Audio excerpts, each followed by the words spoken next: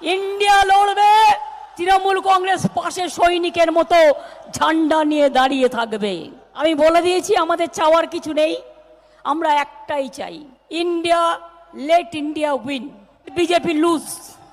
18টা সিটে তো বিজেপি জিতেছিল, সেই 18টা সিট ধরে দেখান তো কি করেছে, কি করেছে। যে মেট্রোটা এসে উদ্বোধন করছে ওটা আমার করে দেওয়া, টাকাও আমি দিয়ে গেছি, আর উনি ফিতে কাটছেন। লজ্জা করে না? আমি চ্যালেঞ্জ করে বলছি, যারা তৃণমূলের বিরুদ্ধে লড়াই করছে তারা বিজেপির দুটো চোখ, একটা সিপিএম আর একটা কংগ্রেস। বিজেপি এদের অনেক কিছু দেয় পরিবর্তে, যাতে সংখ্যালঘুদের ভোটটা কাটে। দিল্লিতে, এই হাওড়াতে, এই নদিয়াতে, এই উত্তর 24 পরগনা, এই দক্ষিণ 24 পরগনা, এই নদিয়াতে। আমাকে যদি আপনারা ভালোভাবে কথা বলে, আমি আপনাদের বাড়ির বাসনও মেজে দেবো।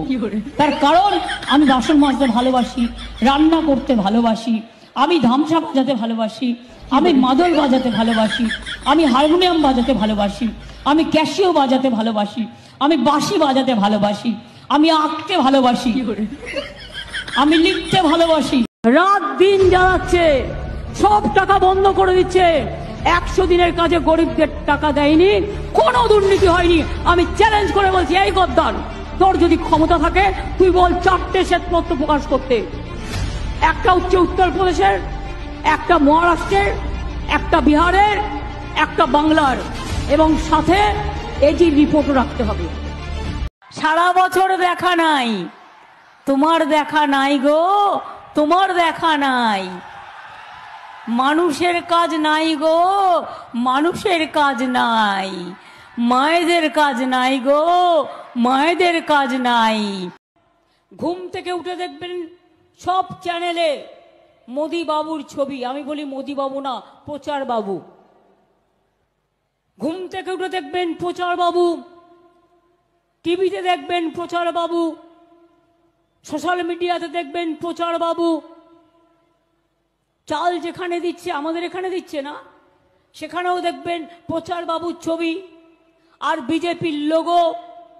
ঘুমোতে গেলেও প্রচার বাবুর মুখ দর্শন করে ঘুম থেকে ঘুমোতে হবে। নির্বাচন হলে ভোট পাখির মতো নেতারা চলে আসেন আর বলে ভোট দাও, ভোট দাও। আমি বলি ওদের ভোট দিয়ে লাভ নেই, লুচির মতো ফুলছে আর হিংসায় জ্বলছে। বিজেপি পার্টিটা লজ্জাও করে না। বিজেপির স্বভাব একটাই, আগের বারেও পুরুলিয়ায় মিটিং করে মিথ্যে কথা বলে গিয়েছিল।